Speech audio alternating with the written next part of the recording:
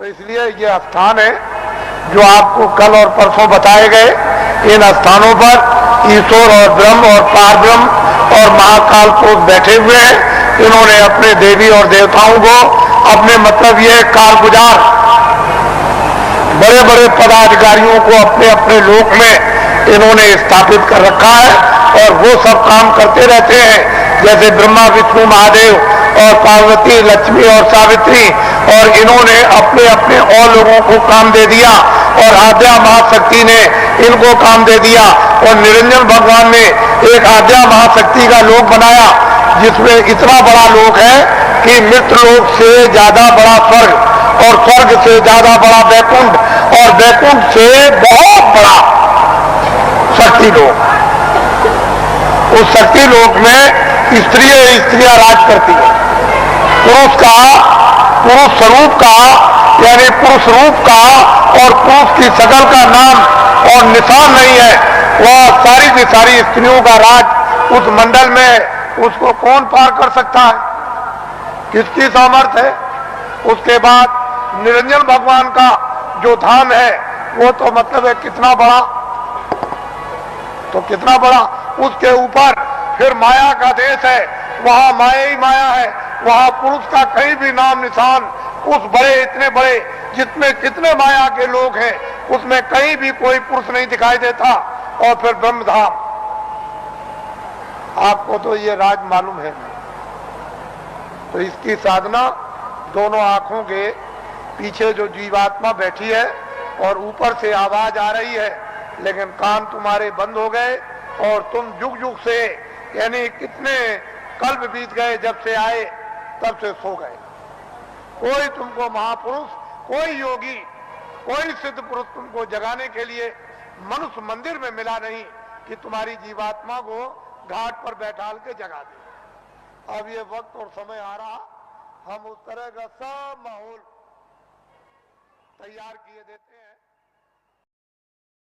हो जाएगी खरपतवार जब तैयार हो जाएगा और वो गीला ना हो, सूख जाएगा, तो बस ऐसे माचिस लगाई तो 11 रुपये जब माचिस लगेगी तो भक पेट्रोल की तरह से भक आग लग जाएगी।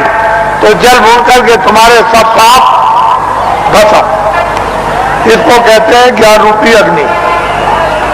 ये जब प्रज्वलित होगी तब देखिए आप क्या होता है। तो हम तो ये वो दिन आपको बताना चाहते हैं कि स्त्रियां भी और पुरुष भी यहीं से बैठकर दिन में काम करेंगे और रोज स्वर्ग में जाएंगे, वैकुंठ में जाएंगे, उधर देवी देवताओं का दर्शन करेंगे और वहां ब्रह्मा विष्णु महादेव उनका भी दर्शन करेंगे और उसके ऊपर भी जाएंगे और रोज लौट करके चले आएंगे और खेती भी करेंगे, दुकान और दफ्तर का भी काम करेंगे और शाम को बच्चों की सेवा और बैठ जाएंगे और फिर निकल जाएंगे।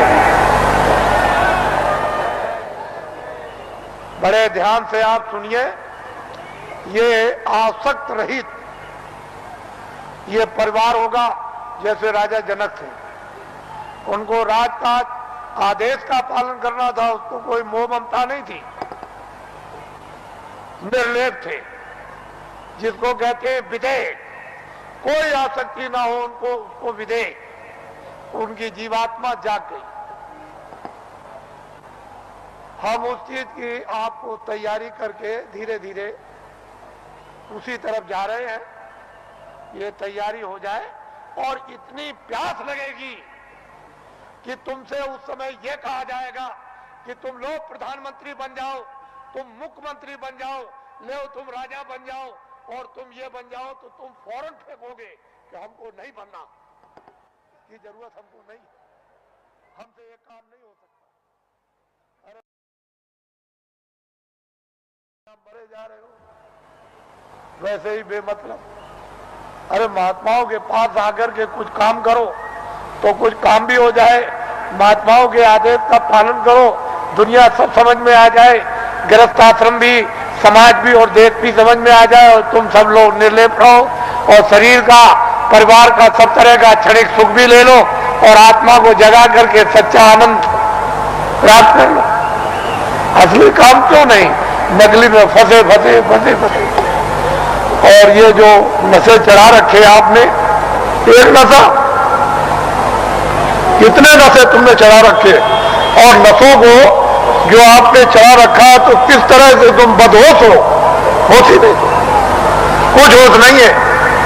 तो इसलिए आप थोड़ा सा समझ से काम लो, बुद्धि से, और जाग करके संदेश सुनो, सो करके मत सुनो।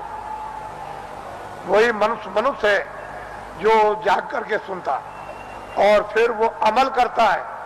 जैसे वस्त्र पहन लिया तो ठंडी दूर हो जाएगी, गर्मी दूर हो जाएगी, बरसात की हवा नहीं लगेगी। लेकिन जब तुम उस वस्त्र का अमल ही नहीं करोगे, वस्त्र पहनोगे नहीं, शील क्षमा संतोष विनय विवेक ये एक वस्त्र है जो पहन लिया जाता है, तो काम क्रोध लोभ मोह अहंकार पता नहीं किधर चले गए। अभी आपने इसका वस्त्र पहना तो आपको क्या मालूम होगा कि वस्त्र कपड़ा कैसा होता है। तो आप लोग आज, क्योंकि बहुत से लोग सुबह भी आ गए, रात को भी नामदान तो कल हुआ था, ये नामदान सर्वोपरि दान है। इसको ऐसा मत समझिए, वक्त और समय आएगा तो लोग बहुत भटकेंगे इसके लिए। जो आज इसकी अवहेलना तिरस्कार करेगा उसको 200-200 मील 400-400 मील 500-500 मील दौड़ करके जाना पड़ेगा। ये अभी से मेरी बातों को याद रखिए। ये नामदान सर्वोपरि दान है और ये आत्मा के धन का दान है, आत्मा के ज्ञान का, आत्मा का ये सच्चा दान है। ये बाहर का वो छाया का दान नहीं है। इसलिए वो मंत्र नहीं है जो गुरु मंत्र, ये गुरु दीक्षा नहीं है, ये आत्म मंत्र है, आत्म दीक्षा है। इसलिए इसको नामदान कहते हैं। आप लोग इसको सम्मान से ले लो और ये सबके काम आएगा। हिंदू मुसलमान सिख ईसाइयों के छोटे बड़े बच्चे और बच्चियों के ये अमूलक वस्तु है। ये हीरे जवाहरात से नहीं मिलेगी, चाहे जितना भी दुनिया में बांटो। जब उस प्रभु की कृपा हो जाएगी उन महात्माओं पर तभी वर्षा होगी। इससे पहले कुछ छेड़ने वाला नहीं, पत्ता नहीं हिलेगा। लेकिन जो दया उनकी हो गई कि इन आत्माओं को अवसर दे दो, इनको मौका दे दो, इन पर वर्षा कर दो और ये बीज डाल दो। जब वो ऋतु और समय आएगा तो जम जाएगा। महात्मा फकीरों की मेहनत व्यर्थ नहीं जाती। तो मैं आदेश का पालन कर रहा हूं और ये सर्वोपरि आत्मदान आपको दे रहा हूं, उसको आप सम्मान से ले लो। और 2 मिनट 4 मिनट 5 मिनट 1 मिनट आधे मिनट मनुष्य दरवाजे पर, मनुष्य आत्म दरवाजे पर बैठकर आप जिस तरह से बताया जाए उस तरह से आप भजन करो। यहीं पर अगर दरवाजे पर बैठ करके आपने भजन कर लिया तो रिद्धियों सिद्धियों का सबका भंडार उदय हो जाएगा। यहीं से सब चीजें मिलने लगेंगी। लेकिन दरवाजा नहीं मिला और वहां बैठ करके भजन नहीं किया तो कुछ मिलने वाला नहीं है। वैसे ही खाली आए हो, अज्ञान में आए और अंधकार में आए, रोते हुए आए। जब जाने का समय होगा तो ज्ञान रखवा लेगा, देखना रखवा लेगा, सुनना और बोलना रखवा लेगा और एक पीछे से ठोकर मारकर रवाना कर देगा। इसलिए आप लोग संभल करके रहो। हम तो कोई जय गुरुदेव है नहीं। इस किराए के मकान का नाम आपका ही रखा हुआ, जो रखवाया होगा उस समय के पंडितों से, यह नाम तुलसीदास है। और जय गुरुदेव नाम उस परमात्मा का, ईश्वर का, भगवान का, उस सर्वशक्तिमान, उस ब्रह्म का, उस अल्लाह ताला यानी खुदा और गाद का नाम। ये किसी इंसान आदमी का नाम नहीं। तो जो नाम मैं भगवान का बोलूंगा सब लोग एक साथ बोलेंगे, आगे पीछे नहीं। जो नाम बोलता जाऊं सब लोग उच्चारण करना, जिससे हमको मालूम हो कि आप शुद्ध नाम का उच्चारण कर रहे हो। जब मैं बोल बंद हो जाऊं तो आप भी बंद हो जाना। बोलो जय गुरुदेव। और ये आत्माओं का गोपनीय है, यानी रूहों का मोह, ये छुपा हुआ राज, ये खजाना है। ये जब तुम जरा सा रियाज और जरा कमाई करोगे, थोड़ी सी आप मेहनत अभ्यास और साधना करोगे, तो जल्दी से ये प्रकट होने लगेगा। लेकिन तुम ऐसे ही बैठे रह गए तो घर का भी कोई काम नहीं होता, और वैसे घर में भी कोई आपको नहीं पूछेगा अरे भाई काम प्यारा, चांद थोड़ी प्यारा है। अरे भजन करोगे तब तो तुम प्यारे बनोगे, तब तो तुम्हारी जीवात्मा इस अंधकार से, इस जड़ता से निकलेगी।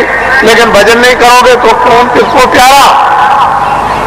पति स्त्री को जवाब देता है, स्त्री पति को जवाब देती है, माँ बाप बच्चे को जवाब देते हैं, चांद नहीं प्यारा, काम प्यारा। अरे बातें प्यारी नहीं है, साधना और भजन और प्यारा है। तो इसलिए थोड़ा तुम भी मेहनत करो, हम भी करो, दोनों की मेहनत से ये हो जाएगा, काम पूरा हो जाएगा। आज गुरु महाराज का ये उनका पुण्य, जो संकल्प यहां छोड़ गए हैं, जो आशीर्वाद और आदेश जो दे गए हैं, ये सब उनकी चीज है। हमारे पास कुछ उन्हीं का आशीर्वाद, उनकी दी हुई ये दौलत है, और उन्होंने आदेश दिया है कि इस तरह का जब समय आएगा तो बांट देना, वो आपको मिलेगी। उनकी ये स्मृति है, यादगार, कि ये खजाना बांटने के लिए दिया है, ये उनकी यादगार। और वो सब चीजें ताजी। गुरु महाराज बड़े सादे थे, बड़े सीधे थे, बहुत सादगी थी, बड़े सीधे थे, बड़े भोले थे, लेकिन जानते सब कुछ थे। कोई चीज उनसे छुपी नहीं, सब कुछ जानते थे। और उन्होंने ये संकल्प, तो उनका ये संकल्प है, इन जीवों को बहुत लाभ होगा, रूहानियत का, आध्यात्मिकता का। आगे सब लोग तैयारी करो, भंडार खुलेगा और सब लोग उस भंडार में प्रवेश होंगे और असली खजाने की लूट होगी। लोग लूटेंगे अपने अपने दामन, अपनी अपनी झोली, नेत्रों की झोली, नेत्रों का दामन, दिव्य नेत्र की झोली और दिव्य नेत्र का दामन फैलाकर, और माल की, अद्भुत माल की, दैविक माल की, वो खजाने की यानी लुटाई होगी। और हीरे जवाहरात ये उस लुटाई के सामने कुछ नहीं है। वो चेतन हीरे, वो अमृत के हीरे ऐसे बरसेंगे जिसको ये सब के सब इस मनुष्य रूपी मंदिर में अपनी आंखों से वो लुटाई होगी कि जो वर्णन में नहीं आएगी। आपको क्या मालूम है कि आकाश से क्या वर्षा हो रही है? तुमने अपना दरवाजा ही बंद कर रखा, तो वर्षा क्या पता चलेगी? अरे दरवाजा तो खोलो, मुंह तो खोलो, तब वर्षा मालूम हो कि कैसी वर्षा हो रही है अखंड। महात्माओं ने जो कुछ भी वर्णन किया है वो कटु सत्य है, उसमें जरा सा भी कोई गुंजाइश नहीं। तो ये उनकी पुण्यतिथि है और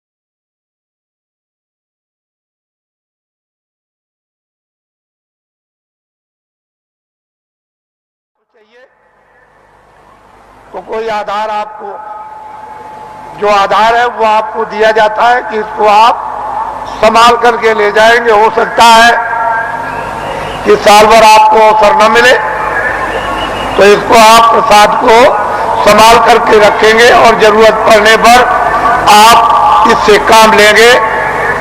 अपनी व्याधियों में, परेशानियों में कभी कभी ऐसा भी होता है कि हे मालिक, हमको कुछ नहीं चाहिए, जितने दुख हमारे कर्मों के हों वो जल्दी से जल्दी हमको दे दीजिए, लेकिन प्रार्थना यह है कि बर्दाश्त जरूर दीजिएगा, पर हमको आत्मधन लुटा दीजिए। तो इसलिए भी आत्मधन की लूट के लिए भी प्रसाद खाते हैं, ये तो मुख्य चीज है। लेकिन कभी कभी तरह तरह के कष्ट तरह तरह की परेशानियां, तरह तरह की हैरानियां परिवार में, बीमारियां परिवार में, बच्चों में और बच्चियों में, पत्नी में और पति में, भाइयों में, माँ में, पिता में, अड़ोसी में, पड़ोसी में, जात में, बिरला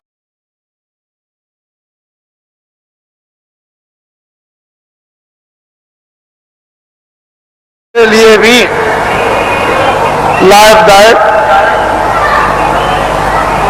लेकिन यह है कि अनुचित उपयोग करोगे तो लाभ नहीं होगा, उचित उपयोग करोगे तो लाभ हो जाए। अनुचित क्या उपयोग है कि मैं ये प्रसाद खाता हूं, आज मैं रात को डकैती डालूंगा, मुझे 1 लाख रुपया मिलना चाहिए, ये अनुचित, इससे लाभ नहीं होगा। तुम इसको खा करके डकैती डालोगे, चोरी करो,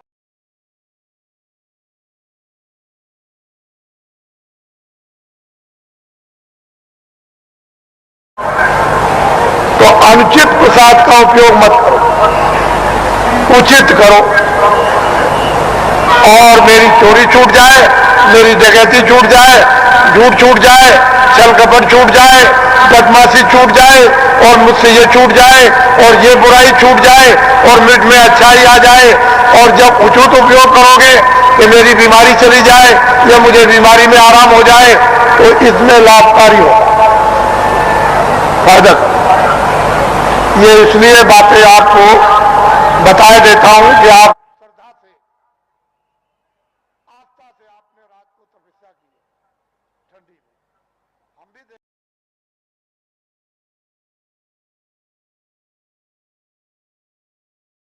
को नहीं पता कि मैं कैसे निकल के, किसी ने नहीं पहचान पाया, कोई भी सड़क पर पहचानने वाला नहीं मिला।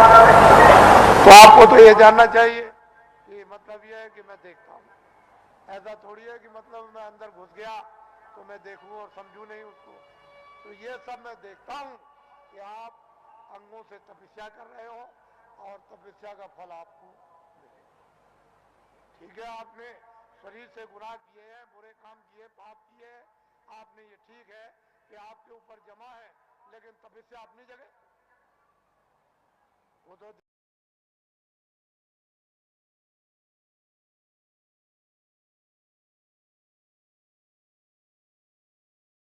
और खराबी को निकाल देता, वो तो अपने तरीका है। लेकिन यह है कि तपस्या तो तपस्या ही है। तो आपको मैं और कुछ नहीं कहूंगा, क्योंकि ये गुरु महाराज की ये विशेष कृपा और दया यादगार दिन है। आज मैं आपके सामने नामदानी देकर इसको समाप्त करूंगा। ये लोग जो अभी प्रसाद ले रहे हैं वो उसी तरह से, यानी प्रसाद को ले ले, अच्छा रहेगा और वो उनके लिए जरूरी है। ठीक है, आप इधर आओगे तो ठीक है, लेकिन वो भी संकल्प भी किया, यानी दया मांगी हुई है। तो जब दया मांगी हुई है और वो एक आपके लिए सुलभ है, तो आप क्यों इधर उधर यानी हाथ पैर पीठ पटकते हो? जो चीज मिल रही उसको तो पहले ले लो, और कुछ मिल जाएगी वो भी ले लेना। अरे भाई, इसके माने ये थोड़ी है कि अगर कोई 10 दे तो 10 भी ले लो, कोई ये दे दे तो और भी ले लो, कोई एक दवा दे दे तो वो ले लो, कोई उससे भी अच्छी दे दे उसको भी ले लो। तो ऐसा क्यों कि बस हम नहीं लेंगे? अरे रोग तो रोग ही है, बीमारी तो बीमारी, भूल भटक तो